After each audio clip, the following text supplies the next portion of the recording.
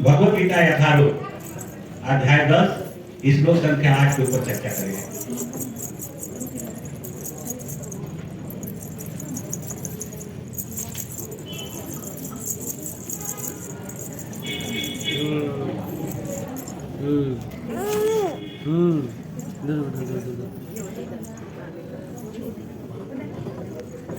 श्लोक इस प्रकार है, आप सब मेरे पीछे दोहरा सकते हैं।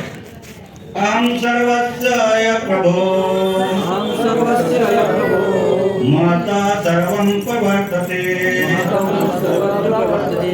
इति मत्वा भजन्ते मां बोधा भाव समन्वितता। अहं सर्वस्य प्रभो माता सर्व प्रवर्तते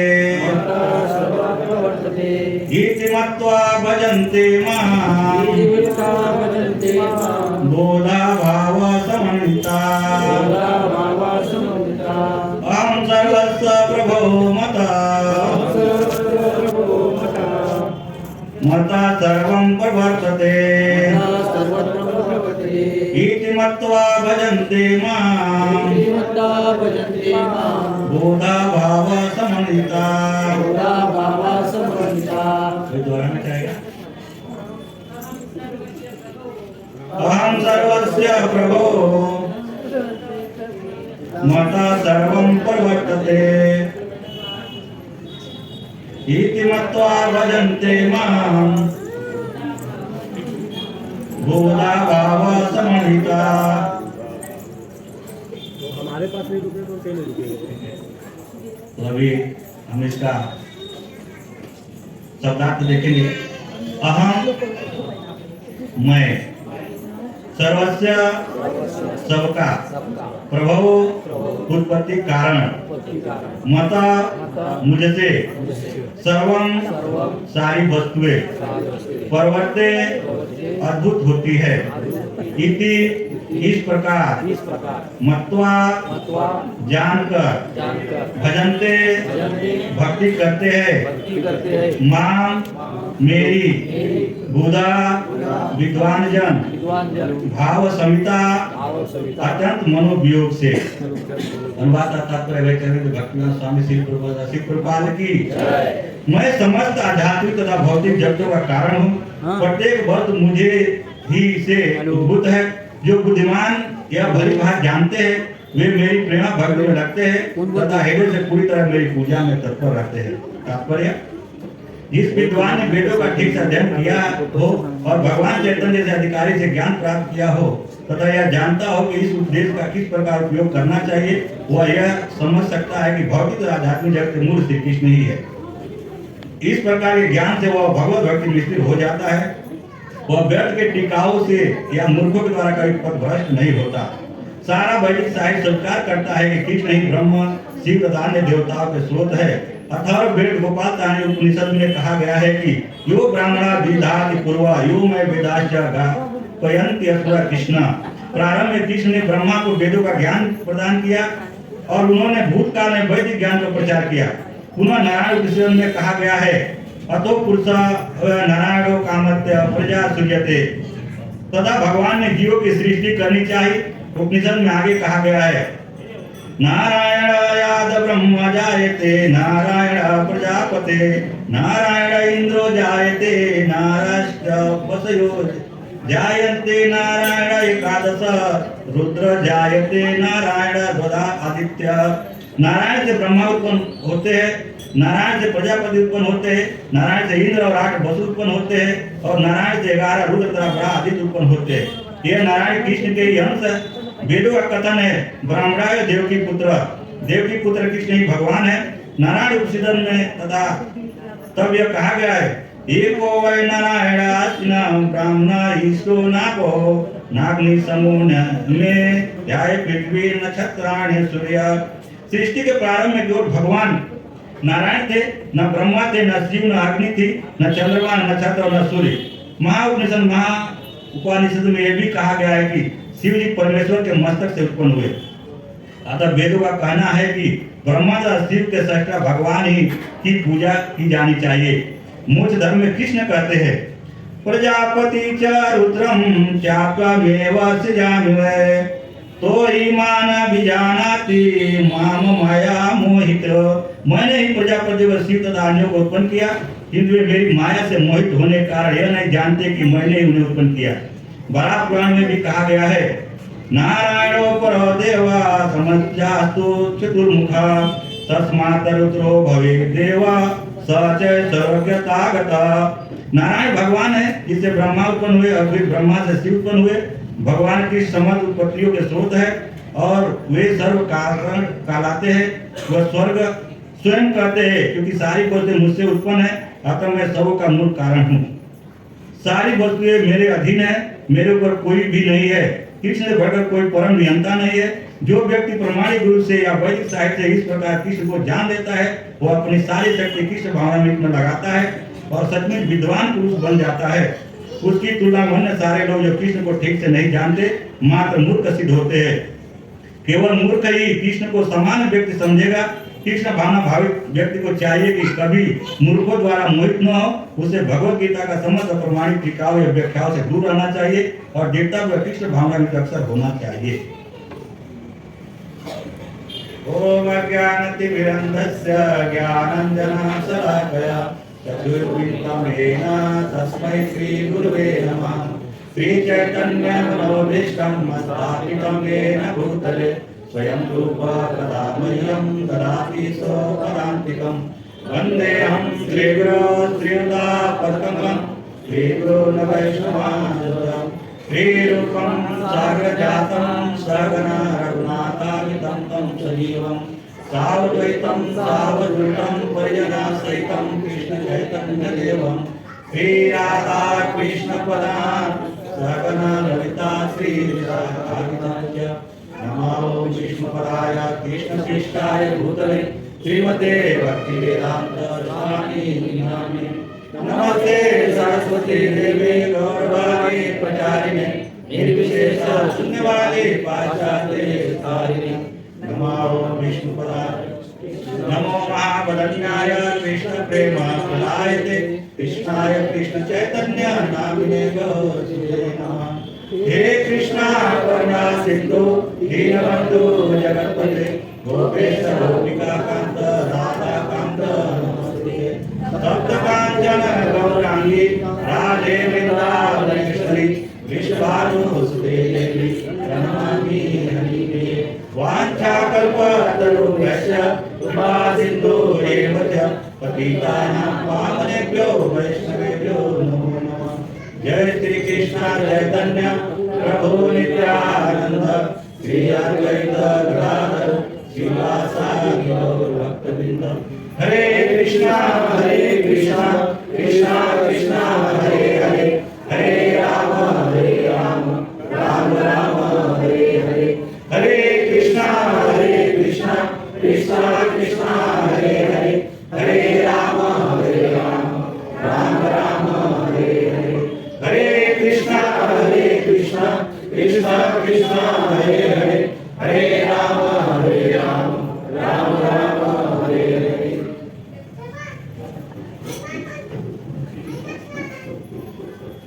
हरे कृष्णा।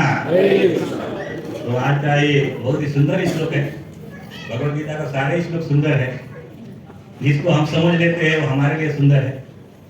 एक जगह कथा हो रहा था तो कथा में सब लोगों ने श्रवण किया। तो कथाकार ने पूछा कि आपको कथा में क्या अच्छा लगा? तो कोई बोला प्रसाद बहुत अच्छा लगा। यानी जिसने प्रसाद को सुना, प्रसाद को सुना, उसको प्रसाद अच्छा लगा। जिसको उसने भगवान का नाम अच्छा लगा तो वो बताया कि मुझे भगवान का जो कीर्तन हुआ बहुत अच्छा लगा। किसी को ये लगा कि आप जो उसमें कथा में बता रहे थे कि भगवान सबके पालक है, वो बहुत अच्छा लगा। तो कथा में या जो भी हम वैदिक साहित्य का श्रवण कीर्तन करते हैं उसमें जो हमारे हृदय को टच कर जाए वो अच्छा लगता है। अभी मैं यहाँ बहुत सारे बात बताऊंगा, प्रभुपाद ने बहुत सारी चीजें लिखे हैं, लेकिन जो हमको छू जाए, हमको अच्छा लग जाए, वो अच्छा है कि नहीं है? सुनते तो सब कुछ है, लेकिन उसमें एक कोई शब्द आदमी पकड़ कर, अरे गुरु जी ने एक चीज बहुत अच्छा बताया। सारी चीज अच्छा लगता है क्या? लेकिन दूसरे को दूसरा कुछ अच्छा लगता है। तो यहाँ भगवान क्या बोल रहे हैं कि अहम सर्वस्व प्रभो मता सर्वम प्रवर्तते इत मतवा भजन्ते माम बुधा भाव समानता। इसमें बहुत सारे चीज बताए हैं प्रभुपाद ने तात्पर्य में, लेकिन इसमें दो चीज बहुत अच्छी है। एक पहला चीज ये है कि जो व्यक्ति ये जान लेता है, क्या जान लेता है कि सारे भौतिक जगत या आध्यात्मिक जगत दोनों का कारण कौन है? भगवान है। दोनों का संचालन करने वाला, नियंत्रण करने वाला, देखभाल करने वाला, उसका पालन पोषण करने वाला कौन है? भगवान है। एक पहलू ये हुआ, एक व्यक्ति जो ये समझ लेता तो उसको यहाँ प्रभुपाद ने क्या बोला है? बुधा भाव। क्या बोला है? यानी कि वो बुद्धिमान है। बुधा भाव का मतलब क्या यहाँ बताया है? विद्वान जन, जो ये जान लेता है कि भगवान ही सभी कारणों के कारण है, भगवान ही सारे कार्य करते हैं, भगवान के द्वारा ही सारे कार्य हो रहा है, तो उसको क्या बोलते हैं? बुद्धिमान बोलते हैं। और जो ये नहीं जानता है, जो नहीं मानता है, अलग अलग टीकाएं करता है, व्याख्या करता है, उसको क्या प्रभुपाद ने बोला है? तात्पर्य आप लोग ने सुना ही नहीं। क्या बोला? मुड़ा मुड़ा मूढ़ा। मूढ़ा का मतलब मूर्ख। वो लोगों को फंसा रहे, खुद कोई बोलते हैं नहीं उनने ऐसा किया, शिव जी श्रेष्ठ है, ब्रह्मा जी श्रेष्ठ है, वो देवता श्रेष्ठ है, ये देवता श्रेष्ठ है, लेकिन यहाँ भगवान खुद बोल रहे हैं कि मैं सभी भौतिक और आध्यात्मिक जगत का कारण हूँ और मेरे से सारे भौतिक जगत उत्पन्न होती है, मैं इसका संचालन करता हूँ, इसका पालन करता हूँ, देख रेख करता हूँ। तो जो व्यक्ति ये जान लेता है, भगवान भगवत गीता में जो और कहते हैं कि जन्म कर्म चंद्र दिव्य मेरी बेटी तक होता तब का देह पुनर्जन्म नहीं मांगे दूसरा जिला। जो मेरे जन्म कर्म की दिव्यता को अच्छी तरह से जान लेता है तो ये शरीर त्यागने पर भौतिक जगत में नहीं आता है, खाली जानना है, कुछ करना नहीं है। यहाँ भी भगवान वही बोल रहे हैं कि जो ये व्यक्ति जान लेता है तो क्या करता है? मेरी पूजा में तत्पर हो जाता है। कितनी सुविधा भगवान ने दी है। कुछ करना है क्या? कुछ नहीं करना है, खाली ये जानना है कि जो कुछ भी हमें प्राप्त हो रहा है वो भगवान के द्वारा प्राप्त है। इसमें से कितने लोग मानते हैं कि सब कुछ भगवान के द्वारा प्राप्त हो? वो माता जी को लगता है कि हमारे तरफ से है ना? हाँ, बाकी लोग को लगता है कि भगवान की तरफ से होता है। ठीक है, तो वास्तविक यही भगवान की तरफ से ही होता है। आप सोच लो, ये शरीर हमारा है, हम सांस अपनी मर्जी से ले सकते हैं क्या? इसमें से कोई एक व्यक्ति बोले कि मैं अपना सांस रोक लेता हूँ, थोड़ा 5 मिनट तो नहीं होगा, ज्यादा हो जाएगा, 1 मिनट भी अपना नाक और मुंह बंद करके दिखाओ, बोले मेरा शरीर है, मैं सांस का नियंत्रण बंद करके दिखाओ, हो जाएगा क्या? ये सांस भी हमारे मर्जी से नहीं चलता है, इसको कौन चला रहा है? भगवान चला रहा है। और तो भी हम बोल रहे हैं कि सारे कुछ हमसे होता है, मैं कर रहा हूँ, और भगवान यहाँ क्या बोल रहे हैं कि सब कुछ मैं कर रहा हूँ, कुछ भी हमारी मर्जी से नहीं हो रहा है। फिर भी हम अपने आप को यही बोलते हैं कि मेरे वजह से होता है। एक बार 2 आदमी आपस में झगड़ा कर रहे थे। एक क्या बोल रहा था? पृथ्वी गोल है। दूसरा बोला चुप रहो, पृथ्वी चपटा है। अब आप लोगों में से किसको लगता है पृथ्वी गोल है, किसको चपटा है? पृथ्वी कैसी है? गोल है। देखे है क्या? नकाशे में देखे हैं ना? नकाशे में कभी आप अपना अंदर का देखे? उसमें देखिए क्या क्या है, फिर समझ में आएगा कि हमारे अंदर क्या क्या है। लेकिन वो आदमी बोल रहा है कि चपटा है, और पहला आदमी क्या बोल रहा है? पृथ्वी गोल है। वो दूसरा आदमी बोला कैसे तुम बोलता है पृथ्वी गोल है? हाँ, तो भूगोल, भूगोल में बताया गया कि पृथ्वी गोल है। बोला अरे जो आंखों से दिखता है उस पर विश्वास करो ना, आंखों से पृथ्वी कैसी दिख रही है? चपटा ही दिख रही है ना। अब दोनों आपस में लड़ रहे थे, उधर से एक आदमी जा रहा था, तो बोले भाई डरा जाओ। बोले क्या हो गया? आप हम दोनों लड़ रहे हैं, ये बोल रहे पृथ्वी गोल है, मैं बोल रहा हूँ चपटा है, आप निर्णय करो कि पृथ्वी कैसी है। वो बोला भाई देखो मैं यहाँ का नहीं हूँ, यहाँ के किसी आदमी से पूछ या वो पृथ्वी से बाहर था क्या? तो ये कहने का मतलब है कि हम लड़ रहे हैं कि हम कुछ करते हैं, कोई इसमें से बोलता है भगवान सब करते हैं, हम बोलते नहीं हम सब करते हैं। लेकिन जब संत महात्मा से पूछते हैं कि भाई आप बताओ ना, तो बोलते हैं भाई आपस में निपट लो, ये मेरे को बीच में काहे डाल रहा है? ये सारा चीज कैसा है? भगवान का, भगवान गोल भी बनाते हैं, टेढ़ा भी बनाते हैं, उनका जैसा मर्जी वैसा बना देंगे। एक माँ होती है, माँ के गर्भ में कुछ प्रॉब्लम होता है क्या? नहीं, लेकिन उसी गर्भ से जब बच्चा आता है तो कोई काला होता है, कोई गोरा होता है, कोई लंगड़ा भी आ जाता है। वो कौन बनाता है? भगवान बनाते हैं ना। वो माँ को भी पता नहीं रहता कि हमारे घर में वो शिशु है, वो कैसा खा रहा है, कैसा पी रहा है, कैसा उसका पालन पोषण हो रहा है और उसका संरचना कैसा है। बहुत होगा तो ये अपना क्या बोलते हैं, सोनोग्राफी थोड़ा बहुत देखते हैं, बोलते हैं थोड़ा ऐसा है वैसा है, लेकिन उसको कौन बनाता है? भगवान बनाते हैं। और तो भी देवती माता जी की जय। तो ऐसा है कि हमें यही नहीं समझता कि हम क्या कर रहे हैं और हमारे साथ जो हम कर रहे हैं कौन करा रहा है। हमारे हाथ में कुछ भी नहीं है। हाँ, भागवत का जब कथा चल रहा था, भागवत में कथाकार बता रहे थे, आप लोग भी सुना है, भागवत में लिखा भी है कि जब भगवान कृष्ण 8वां अवतार जब लेने वाले थे माता देवकी के गर्भ से, तो गर्भ धारण की बहुत सुंदर स्तुति है।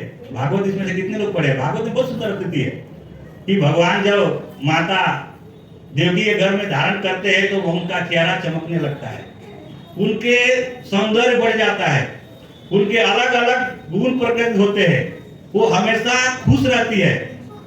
ये सारे जो वर्णन है और देवता भगवान का स्तुति करे, हे भगवान ये आपकी वजह से ऐसा हो रहा है। तो कथा में एक व्यक्ति खड़ा हो गया, बोला महाराज आप बोल रहे कि भगवान माता के गर्भ में थे, देवकी माता गर्भ में, हम इसको नहीं मानते। भगवान माँ के गर्भ में कैसे जाए?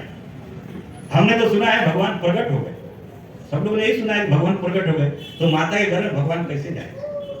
महात्मा बोले बेटा ईशोपनिषद में बताया गया कि ईसा वा चिदम सर्वम अकिंचनम जगताजवम, यानी कि भगवान सब में है, कड़कड़ में है, हर जगह है, सब कुछ में भगवान है। तो अगर भगवान सब कुछ है, जगह पे है, सब जगह है, तो क्या माँ के गर्भ में नहीं है? अगर भगवान सब जगह है तो माँ के गर्भ में भी भगवान है। आपके हृदय में भगवान नहीं है?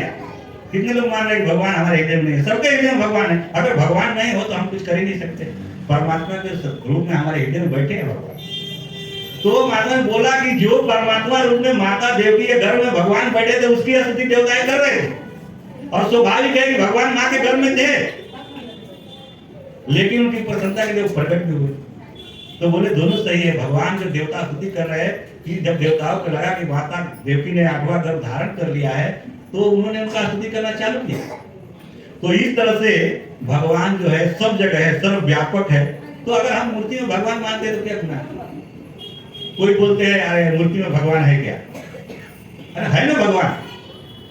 जब हम उस हिसाब से मानेंगे तो भगवान है उसमें मूर्ति में। भगवान फोटो में भी है। सरदा से आदमी घर में फोटो रखे हुए अगरबत्ती दिखाता है, दीवा जलाता है, भोग लगाता है, तो भगवान है तभी तो लगा रहा है ना। अभी अपने मंदिर में भगवान है तभी तो शाम को कोई भक्त आता है, भगवान को साल उड़ा के जाता है कि हमको ठंडी लगता है, तो भगवान को भी ठंडी लगता है। कोई भी भाई भक्त करता है, वो भगवान को अपने जैसा मान रहा है तभी तो। और उसमें है भगवान। अगर भगवान बोल रहे सब जगह मैं हूं तो मूर्ति में नहीं है, फोटो में नहीं है, सब जगह। एक बार सारे देवता इकट्ठा हो गए और आपस में चर्चा करने लगे कि भगवान रहते कहाँ हैं। तो कोई बोला भगवान गोलोक धाम में रहते हैं, कोई बोला बैकुंठ में रहते हैं, कोई बोला क्षीर सागर में रहते हैं, कोई बोला कि वृंदावन में रहते हैं, कोई बोला अयोध्या में रहते हैं, कोई बोला जगन्नाथपुरी में रहते हैं। जिसका जैसा भाव था उसने सब ने बता दिया, सब अपना विचार रख दिया कि भगवान यहाँ रहते हैं। उस सभा में, देवताओं की सभा में शिव जी भी बैठे थे और शिव जी चुपचाप बैठे थे, कुछ बोल नहीं रहे थे। कुछ बोल नहीं रहे थे तो सबका बात जब खत्म हो गया तो पार्वती माता बोली कि आप भी तो रोज माला जपते हो, आपको मालूम नहीं है भगवान कहाँ रहते हैं? बोले क्यों, क्या हो गया? तो सब बता रहे, आप भी बताओ कि भगवान कहाँ रहते हैं। बोले जाने तो क्यों ये चंदे में पढ़ने का है। बोले नहीं नहीं, आप भी बताओ ना भगवान कहाँ रहते हैं। अब माता पार्वती शिव जी को बार बार प्रोत्साहन देने लगी। शिव जी बोले ठीक है, अगर तुम बोलती हो तो मैं भी बताता हूँ। तो सारे देवताओं से पूछे कि आप लोग बोल रहे भगवान यहाँ रहते हैं, वहां रहते हैं, आप मुझे बता दो भगवान कहाँ नहीं रहते। आप मुझे बता दो भगवान कहाँ नहीं रहते हैं। अगर आप बोल रहे भगवान गोलोक धाम में रहते हैं तो फिर यहाँ भगवान नहीं है, फिर हमको पूजा करने की क्या जरूरत है, आरती करने की क्या जरूरत है, कीर्तन करने की क्या जरूरत है? नहीं है भगवान। तो सब लोग चुप हो गए। बाद में शिव जी ने बोला कि सुनो, हरि व्यापक सर्वत्र समाना, प्रेम ते प्रकट होई मैं जाना। भगवान सर्वत्र, यहाँ दो शब्द बोला, हरि व्यापक सर्वत्र, सभी जगह है। और कितना है? समाना, समान रूप से। ऐसा नहीं कि गोलोक में ज्यादा है और चाकन में कम है। हाँ, हमारे हृदय में बड़ा है, प्रभु जी के हृदय में छोटा है, नहीं, सब जगह समाना। वो बोले, शिव जी ने क्या बोला? वैष्णव नाम यथा सर्वभूत शिव जी है, वो बोल रहे हैं हरि व्यापक सर्वत्र समाना। भगवान सब जगह समान रूप से है, लेकिन कैसे दिखते हैं? प्रेम से प्रकट हो ही मैं जाना। जब प्रेम करेंगे तो सब जगह प्रकट हो जाएंगे, और प्रेम नहीं करेंगे तो भगवान कहीं प्रकट नहीं। तो प्रेम से हम भगवान को प्रेम की आंखों से देख सकते हैं। ब्रह्म संहिता में कहा गया है, ब्रह्मा जी ने बोला है कि भगवान को हम कैसे देख सकते हैं। प्रेमांजन चरित भक्ति विलोचनेन संत सदै हृदयेषु विलोकयन्ति यम श्याम सुंदर चिंत गुण स्वरूपम गोविंदमादि पुरुषम तमहं भजामि। अपने आंखों में प्रेम का अंजन लगाओ, प्रेमांजन चरित भक्ति विलोचन, और भक्ति के आंखों से देखो। प्रेम का अंजन होना चाहिए, और कैसे देखना चाहिए? भक्ति की आंखों से। वो भक्ति की आंखों में प्रेम का जब अंजन होगा, और जब हृदय में भगवान को धारण करके हम भगवान को देखेंगे तो भगवान उसमें दिखेंगे। अगर ऐसा नहीं तो भगवान कहीं भी दिखेंगे नहीं। हाँ, इसलिए भगवान सब जगह है, भाव अपना अलग अलग है। जैसे भी हमारा भाव है भगवान वैसा दिख जाते हैं, हमारे भाव के ऊपर निर्भर करता है, भगवान उसी तरह से प्रकट होते हैं। मीराबाई ने भगवान को क्या देखा, क्या माना? मीरा के प्रभु गिरधर नागर। मीरा के प्रभु को उन्होंने गिरधर नागर ही बोली, उन्होंने ना कृष्ण बोली, ना श्याम बोली, ना मदन मोहन बोली, ना गोविंद बोली, ना गोपाल। उनका कौन थे? गिरधर नागर। सूरदास के श्याम, नरसिंह के तो दाह सवरिया, तुलसी के प्रभु राम। भगवान ने की है। मीराबाई ने कैसा देखा? गिरधर नागर के रूप में। सूरदास ने कैसा देखा? श्याम के रूप में। हाँ, और नरसिंह ने कैसा देखा? सावले सरकार के रूप में। और तुलसीदास ने कैसा देखा? राम के रूप में। तो भगवान तो वही है ना, भगवान अलग अलग है क्या? भगवान एक ही है, सब जगह है, लेकिन अपना भाव कैसा है, हमारा भाव कैसा है, हमारा विचार कैसा है, इसके ऊपर हम भगवान को देख सकते हैं, नहीं तो हम नहीं देख सकते। भगवान आप बोल रहे हैं कि सब कुछ मेरे से उद्भूत होता है, भौतिक जगत हो या आध्यात्मिक जगह हो, सब कुछ का कारण मैं ही हूँ। एक बार मैं बहुत पहले एक बार कथा सुनाया था, आज भी सुना रहा हूँ कि एक बार एक लड़का था, उसका नया नया शादी हो गया।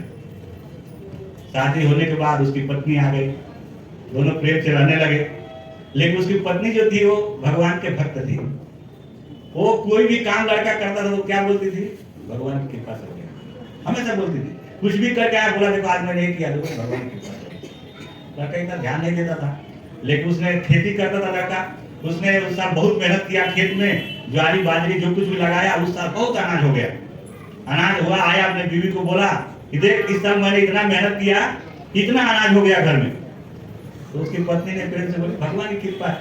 अब उसको गुस्सा आया, एक लाफा लगाया उसने, बोला खेत जोता मैं, बीज डाला मैं, पानी चलाया मैं, दिन भर पक्षियों से जानवरों से रखवाली किया मैं, उसके बाद काटा उसको मैं, उसका बाकी जो प्रोसेस था किया मैं, उठा के घर पे लाया मैं। इसे भगवान कहां से आया? तब तो हर बात को बोलती है भगवान ने कर दिया, उसको एक लाफा हमारा घर से निकाल दिया। अब वो बेचारी करे तो क्या करे, अपने माँ के घर पे चली गई, उसका पिता भी नहीं था, अपने माँ के घर पे रहने लगी। अब उसकी माँ दुखी होने लगी कि वो किसी की बेटी आ जाए वापस अपने ससुराल से तो माँ दुखी हो जाती है, पिता रहे तो पिता भी दुखी हो जाता है। अब वो दुखी होकर रहने लगी, उसकी माँ भी दुखी रहती थी, लेकिन वो आराम से रहती थी उधर। और ये भी बोलती थी ये भी भगवान की कृपा है, भगवान ने कुछ अच्छा ही सोचा होगा इसलिए मुझको यहाँ भगा दिया। तो एक दिन उस नगर में कोई महात्मा आ गए, और अक्सर वो गांव में आते रहते थे महात्मा, तो उनको मालूम था कि ये घर पे जो माता जी है बहुत अच्छा महात्माओं का आदर सत्कार करती है। तो उसके दरवाजे पे गए, बोले माता दोपहर का समय हो गया है, अगर आपके पास कुछ प्रसाद मिल जाए तो बहुत अच्छा होगा। तो जो लड़की की माँ थी प्रेम से बैठाई, बोली महाराज बैठिए। उन्होंने अच्छा गरम गरम पकवान बनाया, महाराज को भोजन कराया। भोजन करने के बाद महाराज बोले माता एक बात पूछूं? तो बोली पूछिए। आज तो आपको जब मैं आता था तो आपको खुश देखता था, लेकिन आज आप मुझे प्रसाद तो करा रहे हैं प्रेम से, लेकिन आप दुखी लग रहे हैं। और ये स्वाभाविक है, आदमी कितना भी प्रयास करे लेकिन अगर अंदर से दुखी है तो उसका चेहरा बताता है। अंदर से खुश है और किसी को बताए नहीं तो वो भी चेहरा बता देता है। कहा जाता है खैर खून खांसी खुशी बैर प्रीति मत पान रहीमन दागे ना दबे जाने सकल जहान। पान में अगर खैर लगाया है, कोई खाया, बोले किसी को मालूम न पड़े तो होंठ लाल होने से मालूम हो जाता है। किसी ने खून करके आया है और बोले किसी को मालूम नहीं पड़े तो उसका चेहरा बता देगा, वो हमेशा चिंतित रहेगा पुलिस तो नहीं आ जाएगी, तो उसके चेहरे से मालूम पड़ जाएगा कि इसने कुछ तो गलत किया है। खैर खून खांसी, अगर खांसी आ रहा है मैं मुंह बंद करूं तो भी रुकने वाला नहीं आएगा ही। और खुशी, हमारे अंदर खुशी है और मैं बोलूं किसी को जाहिर न करो, किसी को मालूम नहीं पड़ना चाहिए, तो हमारा चेहरा बता देगा कि मैं खुश हूं अंदर से। और बैर, हमारा और प्रभु के साथ शत्रुता है तो हम भले ही छुपाए, लेकिन हमारे देखने से, हमारे नजरों के भाव से दूसरा समझ जाएगा कि दोनों में कुछ जमता नहीं है, दोनों में कुछ तो खटपट है, भले हम बोले नहीं। बैर प्रीति मत पान, और प्रेम है हमारा किसी के साथ, अगर किसी के साथ प्रेम है तो हम चाहे कि कोई जाने ना जाने, अगर समझो कि कोई एक तरुण है और किसी तरुणी से प्रेम है, उसको वो यहाँ बैठा है, सबके सामने बैठा है और वो तरुणी वहां से निकल के जा रही है, तो भले किसी को बताएगा नहीं, लेकिन जरूर एक तिरछी नजर से देखेगा उसको, तो देखने वाला समझ जाए कि इसका उसके कुछ तो संबंध है, प्रेम है, तभी तो देख रहा है। तो ये प्रेम भी छुपाने से नहीं छुपता है। बैर प्रीति मत पान, और कोई दारू शराब पीता है, नशा करता है और अपने माँ बाप से, अपने दोस्तों से, परिवार से कितना भी छुपाएगा तो वो छुपता नहीं है, एक ना एक दिन वो मालूम पड़ ही जाता है। उसी प्रकार वो महात्मा बोले कि माता मैं बहुत बार आपके घर पे आया, लेकिन हमेशा आपको खुश देखता था, लेकिन आप आज बहुत दुखी है, क्या हुआ? तो बोली महाराज क्या बोलूं, मेरी एक पुत्री थी, मैंने उसका बहुत उत्साह से, खुशी से उसका विवाह कर दिया। हाँ, अपने पति के घर पे भी चली गई, लेकिन उसका पति ने उसको मार के घर से निकाल दिया। महाराज बोले क्यों निकाल दिया? वो लड़की को बुलाओ। लड़की को बुलाए तो पूछे महात्मा ने कि बेटा क्या हो गया, क्यों तेरे को तुम्हारा पति घर से निकाल दिया, यही पूछेगा ना कोई भी। तो बोली महाराज अभी क्या बोलूं, उन्होंने खेती किया था, बहुत इस साल हमारा धान हुआ था, लेकिन वो लेके आए तो बोले देखो मैंने कितना मेहनत किया, कितना धान हो गया, मैंने खाली इतना ही बोला कि भगवान की कृपा से हो गया, उन्होंने मार के मुझसे घर से निकाल दिया। महात्मा बोले ठीक है माता, आपने मुझे भोजन कराया है, आप चिंता मत करो, आपकी पुत्री जल्दी वहां जाएगी वापस, और वो आदमी आएगा आपको लेने के लिए, आप चिंता मत करो, खाली मुझे बता दो कौन गांव है, क्या नाम है। उन्होंने सब बता दिया। महात्मा उस गांव में गए, घूमते घूमते घूमते चले गए। अभी वो लड़का और वो लड़के की माँ भी दुखी रहती थी, वहां गए तो लड़के की माँ से पूछे कि आपका बेटा कहाँ है? बोले खेत में, खेत में काम कर रहा है। महात्मा वहां चले गए, खेत में पेट के पास बैठ गए, बोले बेटा अरे बहुत मेहनत कर लिया, आओ थोड़ा बैठो, तुम भी आराम कर लो, बाद में काम करना। लड़का भी थका था, आया बैठ गया। महात्मा बोलने लगे बेटा तुम बहुत मेहनत करते हो, बहुत अच्छा तुम्हारा खेती है, तुम्हारे घर में कौन कौन है? बोले माँ है, पिताजी है, एक पत्नी थी, उसको मार के घर से निकाल दिया। महात्मा बोले क्यों निकाल दिया? बोले आप बताओ, आप महाराज हो, ये मेहनत मैं कर रहा हूँ, खेती मैंने बोया, हल मैंने चलाया, पानी मैंने डाला, बीज मैंने डाला, रखवाली मैंने किया, जब धान हुआ तो बोलती है भगवान की कृपा से हो गया, इसमें भगवान कहाँ से आए? महात्मा बोले सही बात है, आपने मेहनत किया, इसमें भगवान कहाँ से आ गए? बोले वही तो मैं उसको समझा रहा था, वो समझ इसलिए मैं भगा दिया उसको। बोले महात्मा बोले बहुत अच्छा किया। बाद में महात्मा बोले बेटा ये खेती किसका है? बोला हमारा है। बोले आप पैदा हो गए तो खेती लेके आए थे क्या? बोले नहीं हमारे पिताजी का है। तो तुम्हारे पिताजी पैदा होते लेके आए थे खेती? बोले नहीं उनके पिताजी का है। बोले उनके पिताजी का, उनके पिताजी करते करते जब आगे गया तो बोला खेती किसका है? तो भगवान का है। बोले ठीक है, इसमें जो तुमने बीज डाला वो कहाँ से लाया? तो बाजार से खरीद के लाया। तो बाजार में कहाँ से आया? तो दूसरे खेती वाले ने बेचा था, उसके खेती में कहाँ से आया? तो ऐसा जब वो पूछते गए तो बोला अरे वो भगवान ने दिया था तो हो गया था। भगवान बोलते हैं कि सारे चीज का बीज मैं ही हूँ, तो बीज मिल रहा है, हम बोल रहे हैं। बोले ठीक है, खेती किसकी हो गई? भगवान की। बीज किसका हो गया? भगवान का। बोले और इसमें क्या लगता है? तो पानी लगता है। पानी कहाँ से लाए? जमीन में बोल मार कर लाए। बोला जमीन में पानी तुमने डाला था क्या? बोला नहीं। फिर जमीन में पानी किसका है? तो भगवान का है। तो बोला पानी भी भगवान का हो गया। बोला दूसरा क्या है? क्या लगता है? सूर्य प्रकाश लगता है, खेती के लिए लगता है ना। तो ये सूर्य प्रकाश कहाँ से आया? तो सूर्य देव दे रहे। सूर्य देव तुम्हारे है क्या? कि तुम्हारा कर्जा का है उन्होंने? तुमने उनको कुछ दिया है क्या? लाइट जलाते हो तो बिल देते हो, उनको कितना बिल दिया? कुछ नहीं, फ्री में। बोला वो फ्री में उनको बिल कौन देता है? तो भगवान देते हैं। बोले सूर्य प्रकाश भी भगवान का हो गया। उसके बाद तुमने बोया कितना था? 1 दाना बोया था, और उसमें 10 दाना कौन बनाया? तो भगवान बनाया। बोले कि जमीन किसका? भगवान का। पानी किसका? भगवान का। बीज किसका? भगवान का। हाँ, सूर्य प्रकाश किसका? भगवान का। हवा भगवान का। और तुमको काम करने की शक्ति कौन दिया? तो भगवान ही देते। बोले तुम भी भगवान का, तो इसमें तुम्हारा क्या लगा? और तुमने 1 बोया 10 तैयार हो गया, तुम्हारा क्या लगा? तुम्हारा तो कुछ नहीं है इसमें। बोला हाँ महाराज। बोला वही तो बात तुम्हारी पत्नी बता रही थी कि सब भगवान की कृपा से हो गया। बोला महाराज मेरी गलती हो गई। बोला आज ही जाता हो और उसको लेके आता हो। तो गए, लेके आए। तो एक कथा का सार क्या है? एक कथा है, लेकिन इसका सार क्या है कि सारे चीज भगवान का है, हमारा कुछ है ही नहीं है। हम भले बोले ये घर हमारा है, ये बंगला हमारा है, मान हम घर ही बनाते हैं। भागवत के प्रथम स्कंद में बताया गया है कि जब हम एक बिल्डिंग बनता है तो बिल्डिंग में लगने वाली जो वस्तु है कहाँ से आती है? बिल्डिंग में क्या लगता है? ईंट लगता है, मिट्टी लगता है, बालू लगता है, छड़ लगता है, सीमेंट लगता है। ये कहाँ से आता है? ये पृथ्वी से ही आता है। और पृथ्वी कहाँ किसकी है? भगवान की। अरे भगवान जब हिरणाक्ष ने पृथ्वी को चुरा लेके गया तो कौन निकाला? भगवान बराह ने निकाला। और उस समय पृथ्वी माता ने भगवान बराह को अपना पति स्वीकार कर लिया। तो वो किसका है? सब भगवान का है। फिर भी हम जो मूर्ख है ये बोलते हैं कि हमने ऐसा किया। इसी को प्रभुपाद तात्पर्य बोल रहे हैं कि जो भगवान के इस चीज को नहीं मानता है तो क्या बोलता है? उसको मूर्ख बोलते हैं भगवान। जो मान लेता है उसको क्या बोलते हैं? विद्वान मानते हैं। अद्भुत बात है, कितना विचित्र बात है कि हम जानते हैं, सब लोग जानते हैं। मराठी में क्या बोलते हैं? कर्तव्य वर्तन है। हम सब जानते हैं कि हमारे शरीर में कुछ है नहीं, कुछ भी नहीं है। क्या है कि एक भगवान की माया है, हमको भ्रमित करती है कि हमारा शरीर है, हमारे शरीर में बहुत कुछ है, बहुत अच्छा है। एक संत बोलते हैं, हाड़ माज की बेटी जाम में लपेटी। ये हाड़ माज की बेटी, हाड़ माज की बेटी जाम में लपेटी। कोई बना बेटा, कोई बनी बेटी। ये हाड़ माज का शरीर है और इसमें कुछ है नहीं। कोई बेटा बन गया, कोई बेटी बन गई। बहुत सारे लोग देखते हैं, किसी को बोलते हैं, अरे क्या बोलूं प्रभु जी, उस लड़की का आंख इतना सुंदर है कि मेरे को लगता है उसका आंख दिखता ही रह जाए। लेकिन आंख से क्या निकलता है? कभी देखे क्या निकलता है? सफेद सफेद निकलता है। आंख से कीचड़ निकलता है? निकलता ही नहीं निकलता। इस आंख से क्या निकलता है? इतना सुंदर आंख है, फिर भी नाक से कीचड़ निकलता है। कोई बोलता है क्या बोले प्रभु, वो प्रभु जी का नाक इतना सुंदर है, तो तोते के जैसा है। नाक से क्या निकलता है? हाँ? निकलता है ना, सुगंध निकलता है ना नाक से।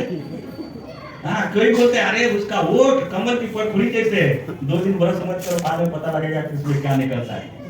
ये शरीर के किसी भी अंग से ले लो, कोई भी साबुन लगाओ, कोई भी क्रीम लगाओ, कोई भी तेल लगाओ, कोई भी पाउडर लगाओ, लेकिन ये शरीर के सारे छिद्र से क्या निकलता है? गंदगी निकलता है। सारे छिद्र से। अनुभव करने वाली बात है, ये बताने वाली बात है, ये शास्त्र की बात नहीं है, प्रमाणिक बात है, खुद का अनुभव करने वाली बात है। ये सारे शरीर से क्या निकलता है? गंदगी निकलता है। और क्यों गंदगी निकलता है? क्यों गंदगी निकलता है? अंदर गंदगी, अंदर गंदगी। मुझे बोला अंदर गंदगी है। एक डब्बे में अगर गंदा चीज भरा है, उसको खोलेंगे तो उसमें से क्या निकलेगा? गंदगी निकलेगा ना। ये शरीर में गंदगी है तो ही सारे छिद्र से गंदगी निकलता है। अगर पसीना भी निकला, ये रोम से पसीना निकलता है, वो भी थोड़ा टाइम बाद बात मारने लगता है। मारता ही नहीं मारता? हमारे शरीर से निकला हुआ, नाक से निकला हुआ, मुंह से निकला हुआ, आंख से निकला हुआ, अन्य जो द्वार है, छिद्र है, उससे निकला हुआ चीज को हमारे शरीर से निकला हुआ दोबारा हम उसे देखना चाहते हैं क्या? नहीं देखना चाहते। जब ये पूरा गंदगी भरा है इसमें, और कूट कूट के भरा है, थोड़ा नहीं भरा है, पूरा गंदगी भरा है, फिर भी हम इसको बोलते हैं बहुत बढ़िया है। और इतनी गंदगी के बीच में भगवान यहाँ बैठे हुए हैं। इतनी गंदगी के बीच में भगवान बैठे हुए हैं, तो हमें इस गंदगी को साफ करना चाहिए कि नहीं करना चाहिए? करना चाहिए कि नहीं करना? बोलिए ना, करना चाहिए। कैसे साफ होगा? चैतन्य महाप्रभु ने बताया कैसे साफ होगा। क्या बताया है? हरे कृष्णा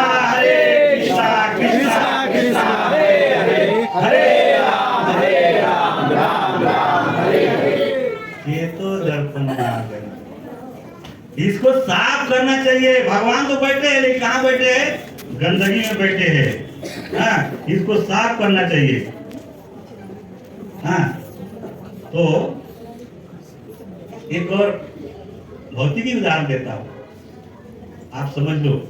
ये माता जी लोग गई है, प्रभु जी लोग गए, थोड़ा प्रभु जी सीरियस लेंगे कि जब हम 15-16 साल के हो जाते हैं तो हमारी दाढ़ी आती है ना, माता जी को नहीं आती है, आप लोग मत टेंशन। हाँ, दाढ़ी आती है ना, तो हम क्या करते हैं? पहले शुरू में क्या करते हैं? किसी नाई की दुकान पे जाते हैं और उसको बनाते हैं, उससे सीख लेते हैं कैसा बनाना है। उसके बाद हम खुद अस्तर से बनाना चालू करते हैं। अगर इस शरीर रूपी, कभी हमने कंप्लेंट किया क्या भगवान को कि हमारा दाढ़ी क्यों आ गया? या माता पिता को कंप्लेंट किया क्या तुमने हमको कैसे पैदा कर दिया कि मेरा दाढ़ी जम रहा है? नहीं कंप्लेंट करते। क्या करते हैं? उसको हम बनाते हैं और रेगुलर बनाते हैं। उसी प्रकार हमारे मन में गंदे विचार आ रहे हैं तो क्या करना चाहिए? पहले किसी वैष्णव के पास जाना चाहिए, महात्मा के पास जाना चाहिए, वहां से उनको पूछना चाहिए कि गंदे विचार जो हमारे दाढ़ी जम गए इसको कैसे साफ करूं। तो वो बताएंगे कि ये दाढ़ी कभी खत्म नहीं होने वाली है, जमने वाली। आज बनाए कल फिर जम जाता है, लेकिन इसको बनाने के लिए अस्त्रा उठाना पड़ता है। उसी तरह अगर इस मन को साफ करना है, इस हृदय को साफ करना है, तो हरिनाम का अस्त्रा उठा के उसको बराबर खींचते रहना चाहिए। हमारे बिटर वो नया टेक्नोलॉजी वाला रखे रहे, रोज खींच देते। यानी कि और कब तक बनाना है? कब तक बनाना है? जब तक दाढ़ी जमती रहेगी तब तक बनाना है। यानी कि जब तक ये दाढ़ी जमेगी, कब तक जमेगी? जब तक हमारा सांस है तब तक दाढ़ी जमेगी। तब तक हमको हरिनाम लेके मन को साफ करना है, नहीं तो कभी भी प्रॉब्लम आ जाएगा, कभी भी समस्या आ जाएगा। कहा गया है कि सुमति कुमति सबके उर बसही। सबके हृदय में अच्छे विचार भी है और गंदे विचार है। किसके कौन ऐसा है जिसके मन में खाली अच्छे विचार है? एक आदमी हाथ उठाइए। किसी की नहीं? क्या बात कर रहे यार, इतना ही दम बैठ के, इसका मतलब हम सब गंदे हैं क्या? हा? किसके मन में कोई ऐसा है क्या जिसके मन में खाली अच्छे विचार है? गंदे विचार भी है ना, है कि नहीं? है गंदे विचार। अरे लंका में केवल कुंभकर्ण नहीं सोता था, भविष्य भी सोता था। लेकिन फर्क क्या है कि सागर के बीच में पड़ी लंका में कुंभकर्ण सोता था, उसी प्रकार भव सागर के इस संसार में, इस शरीर रूपी लंका में कुमति का रावण कुंभकर्ण भी सो रहा है और सुमति का भविष्य भी सो रहा है। लेकिन फर्क क्या है? कुमति को कुंभकर्ण को कौन जगाता है? दुर्बुद्धि वाला रावण जगाता है। और सुमति के भविष्य को कौन जगाता है? सुमति के हनुमान ही जगाते हैं ना। आज भी संसार में सब लोग सो रहे हैं, लेकिन तो भी सुबह सुबह हमारे किशोर स्वरूप प्रभु जी सबको मैसेज डालते हैं, जपा सत्र चालू हो गया। यानी कि वो हनुमान जी जैसे सबको जगाना चाहते हैं कि जगो, जपा सत्र चालू कर, जप करो। लेकिन इसी में बहुत सारे लोगों को रावण भी जगाता है, उठो दारू का दुकान चालू हो गया, चलो जाते हैं। तो इस तरह से सारे लोग हैं, सबके अंदर अच्छे विचार भी है, बुरे विचार भी है, सबके अंदर गंदगी भी है। कोई भी ऐसा व्यक्ति नहीं है जिसके अंदर गंदगी नहीं है, अच्छे विचार नहीं है, बुरे विचार नहीं है। तो हमें क्या करना पड़ेगा? सबके अंदर अच्छे विचार है, बुरे विचार है। तो हमें यही करना होगा कि कुमति को अगर रोकना है, कुमति से दूर रहना है, तो क्या करना पड़ेगा? सुमति के संग जाना पड़ेगा। कुमति कैसा है? कोरोना वायरस जैसा है, वो खाली बगल में बैठे तो भी पकड़ लेता है। चैतन्य महाप्रभु ने तो यहां तक बोला है, असत संग त्यागे वैष्णवाचार। बुरे लोगों का संग का त्याग करो, यही वैष्णव का आचार है। कि कई माता राम से बहुत प्रेम करती थी, बहुत प्रेम करती थी। जितना कौशल्या माता नहीं प्रेम करती उससे ज्यादा के कई माता प्रेम करती थी। जितना कौशल्या माता के पास राम नहीं रहते थे, उससे ज्यादा समय के कई माता के पास रहते थे। लेकिन कुमति की मंथरा उनके बगल में बैठ गई केकई माता की। पहले केकई माता बोली अगर तू दोबारा राम के खिलाफ कुछ बोली तो मैं तेरा जीभ काट लूंगी, लेकिन बैठी रही। और बैठने से क्या होगा, जो कोरोना वायरस है इनके शरीर में भी आ गया और बाद में राम को वन भेज दिया। तो उसी प्रकार हम सब अच्छा सोचते हैं कि भगवान सब कर रहे हैं, भगवान की कृपा है, लेकिन जब कोई ऐसे संग में बैठ जाते हैं तो उसका प्रभाव धीरे धीरे धीरे हमारे ऊपर होने लगता है। और उस प्रभाव का परिणाम क्या होता है कि हम गलत संग में चले जाते हैं। इसलिए हमें हमेशा सोचना चाहिए कुमति गलत संगों से कितना दूर रहे और सत्संग से कितना जुड़े रहे।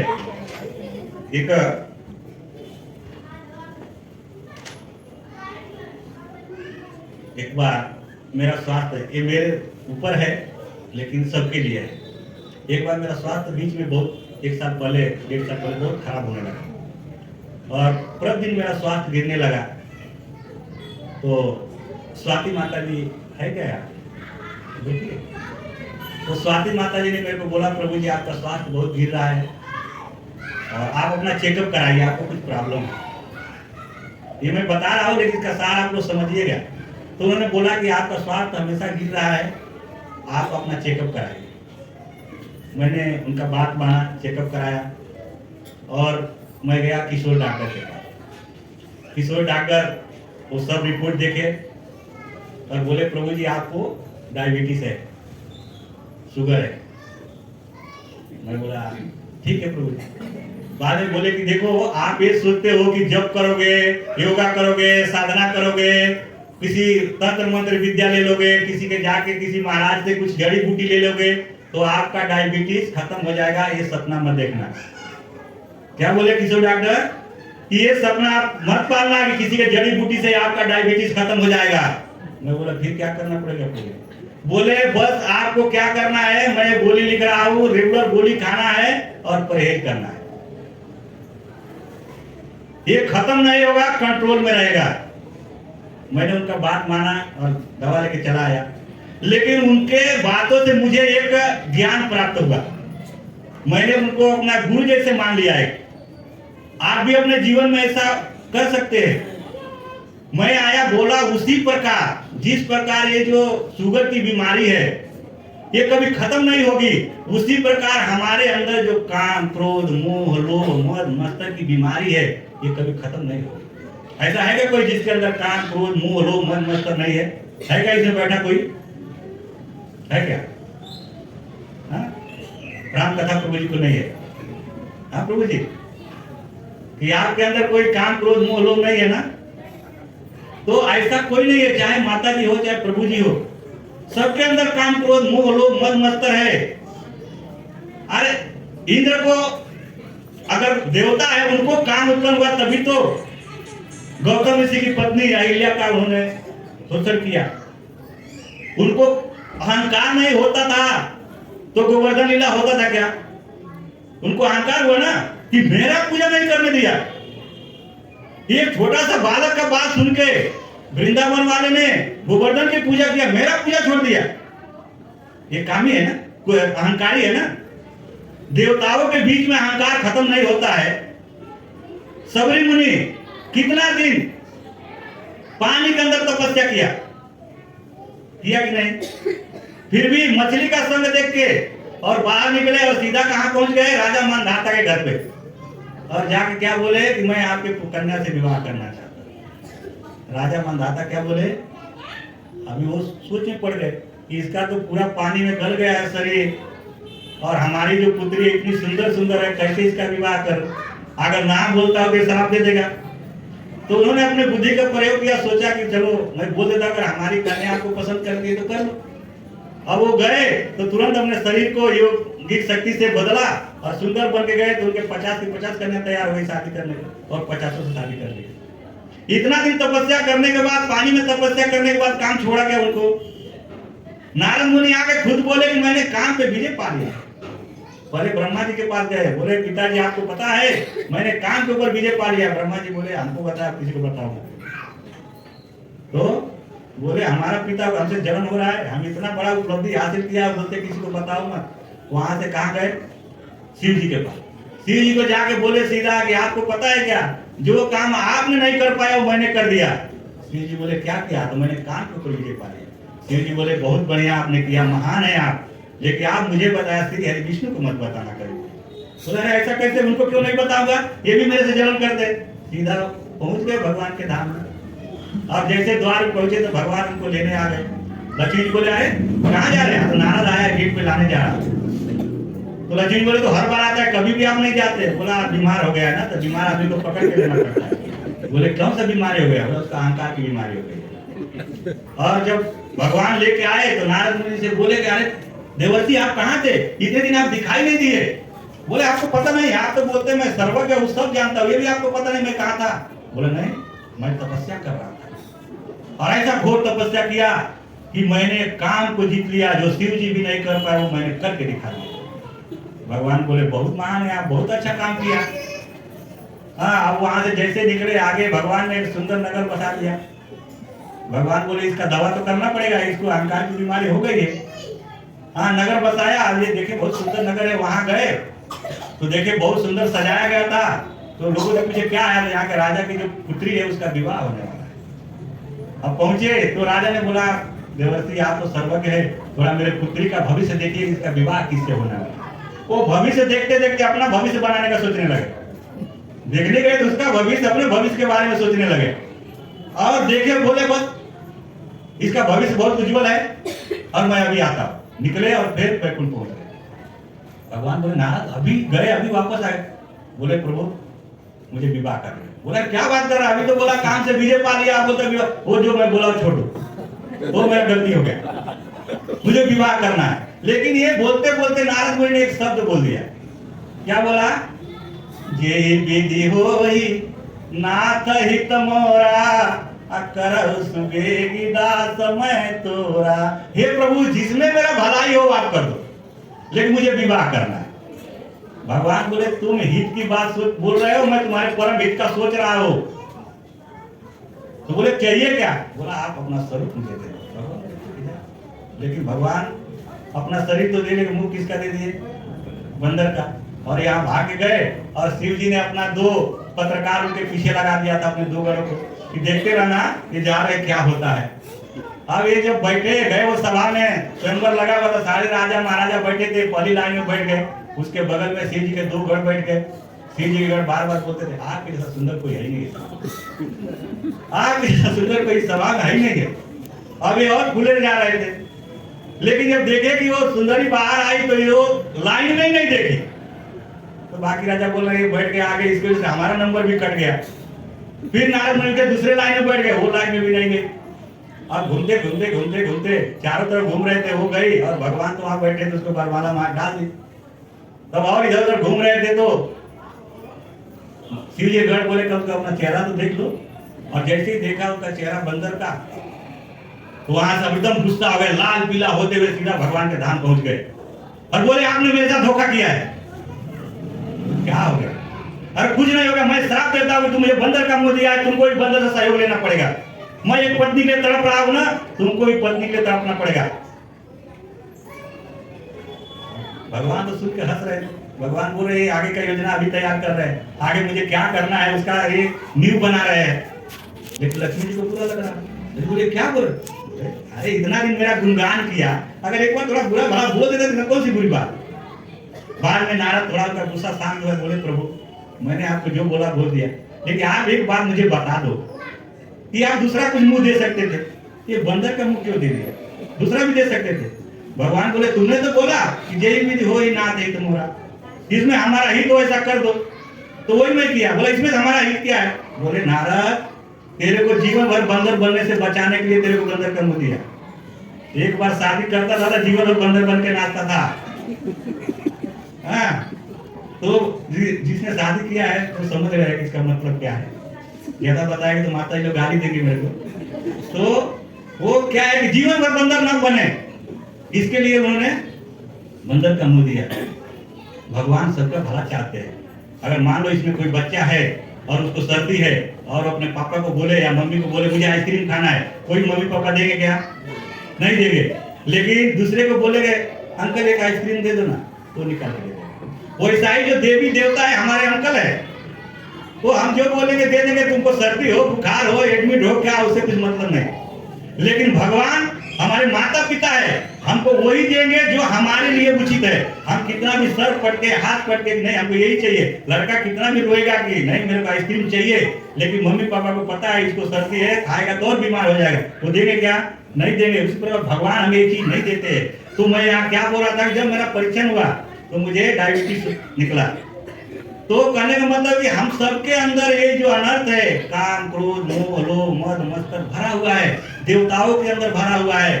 सारे जितने भी संत महात्मा ऋषि मुनि हैं, सबके अंदर बैठा है। कोई भी इसको खत्म नहीं कर सकता। कर सकता है क्या? इनको खत्म करने वाले खत्म हो गए, लेकिन वो खत्म नहीं हुआ। तो क्या करना पड़ेगा? जिस प्रकार डायबिटीज है, हमको स्वाति माता जी बोली आपको नियमित गोली खाना पड़ेगा, तो मैं गोली खाना चालू किया। जिस प्रकार डायबिटीज है, रोज गोली खाना है और परहेज करना है। क्या परहेज करना है?